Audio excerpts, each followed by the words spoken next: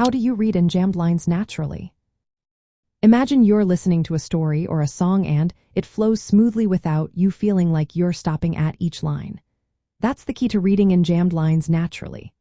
When you come across a line that runs over into the next without a full stop or comma, your job is to keep the rhythm flowing.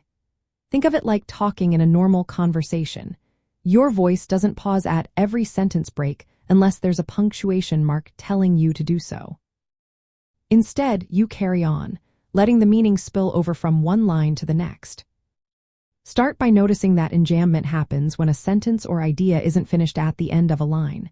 There's no full stop, no comma, just a pause that signals the thought continues. So, when you read aloud, don't stop at the end of the line. Keep your voice moving forward, as if you're reading a long sentence in prose. This helps keep the poem's rhythm natural and helps the listener stay engaged. Focus on the meaning of the words. If the sentence feels incomplete at the end of a line, your voice should naturally continue into the next line.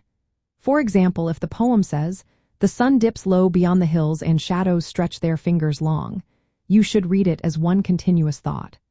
Don't pause after hills or long, but instead, move seamlessly into the next line.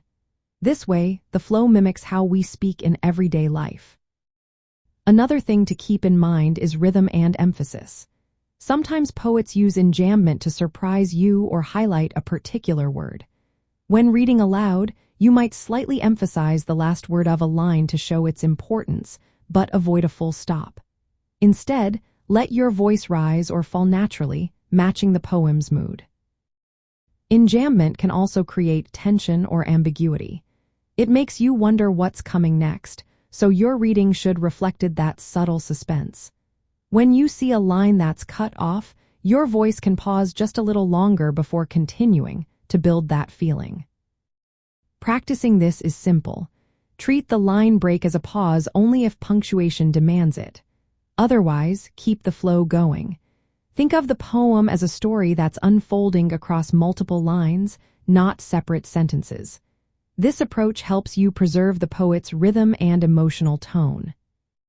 For example, if a poem reads, "The wind whispers softly through the trees, and carries secrets on its breeze," you would read it smoothly as one idea.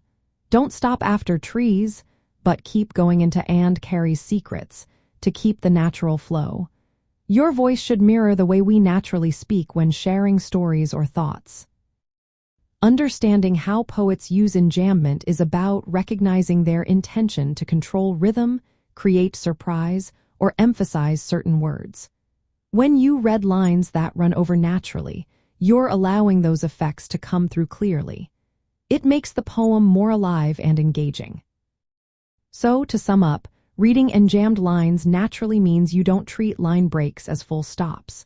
Instead, you listen to the syntax and meaning, letting the sentence or phrase flow across lines without unnecessary pauses. This way, you stay true to the poem's rhythm and emotional depth, making the reading experience more authentic and enjoyable.